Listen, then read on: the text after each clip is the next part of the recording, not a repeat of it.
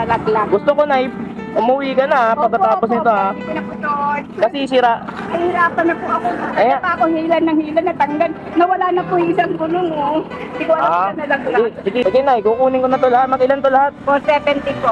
470. Oh, ito na. Pero ano, sana makita ulit tayo.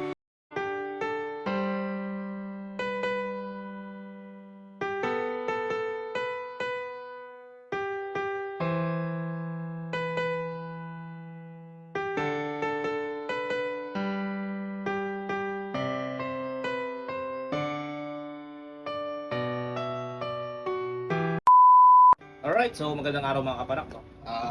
Naalala niyo yung last vlog natin tungkol kay nanay yung nagtutulak ng basahan, nagbibenta sa kalsada.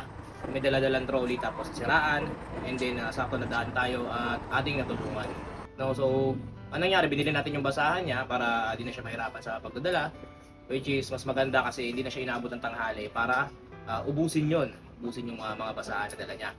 And yun, nakita natin na sira yung trolley na dala-dala niya at ginagamit niya ito sa pang-araw-araw na hanap buhay. Panggastos niya raw yun. Alright, so tinry ko uli siyang hanapin. So yun, nag-post ako sa Facebook. So marami nag-comment. Nakita ng mga kalugar nila.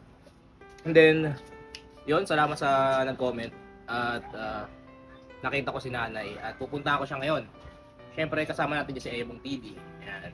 Pupunta namin ni Emong TV at siyempre bumili ako ng yung bago niyang gagamitin na trolley.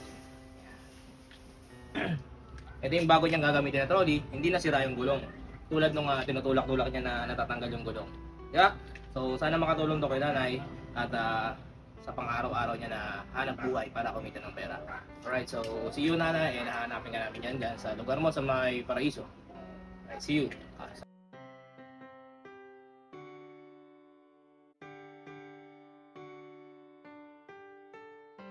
Alright, so nandito na kami sa area. And sinabi ko dun sa kausap ko na si Jet, yung kapitbahay ni nanay na mag-meet up na lang kami rito sa Paraiso. Yan, para mas mabilis kami magkita.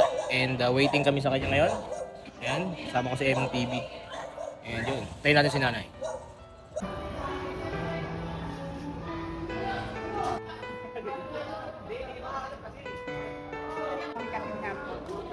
Wala pa dyan. Sige. Yung nakaraan naabutan kita sira eh. Sige na to na. Meron na ako. Ito ba?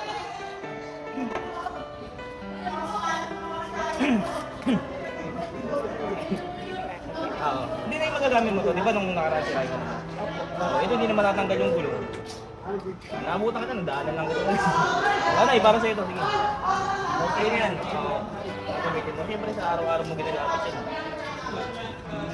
Ba't ka may... Ba't ka may yan ay? Para sa'yo talaga to.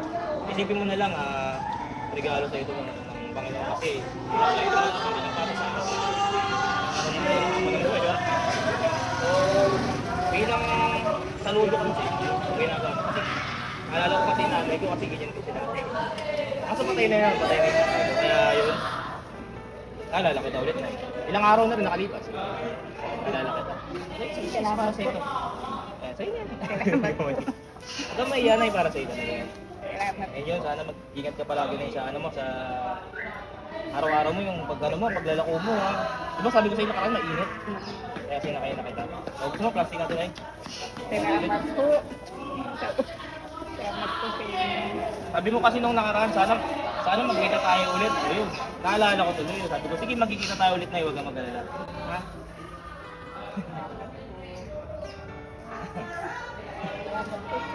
Ay, maraming salamat. Sana magkita tayo ulit na ulit. O, doon lang din naman ako sa... Kung saan mo ako nakita. Always, salamat. Sige na, ingat ka po. Ingat ka. Para sa'yo talaga. Salamat.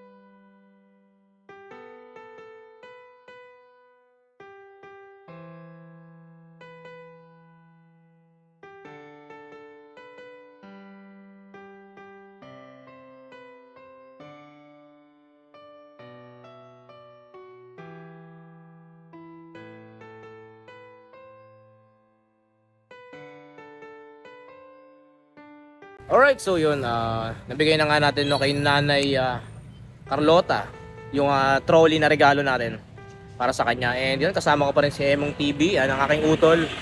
Very supportive yan. So, follow nyo rin si Emong TV kasi kasama natin yan sa pagbibigay ng, good deeds, sharing good vibes, and yan, share a blessings. And yun, sana makatulong kay Nanay yung binigay natin na trolley sa pang-araw-araw niyang trabaho. And yun, medyo nahihiya pa nga siya kanina. Hindi ko alam kung bakit. Siguro ayaw niya pa nga tanggapin pero salamat naman kasi tinanggap niya. And para sa kanya talaga yung blessings na yun. Siguro kaya siya binigyan ng ganung blessings at nagkita kami kasi meron siyang mabuting kalooban and lumalaban siya ng patas sa araw-araw na hamon ng buhay. And yun, hanggang sa muli mga kaparak. And kung di mo napanood itong part 1 nito, mas maganda panoorin mo muna yung part 1 para mas malaman mo kung bakit natin binigyan ng trolley si Nanay. No? See you. Sana magkita-kita ulit tayo and sana marami pang matulungan si Kaparak. God bless you all.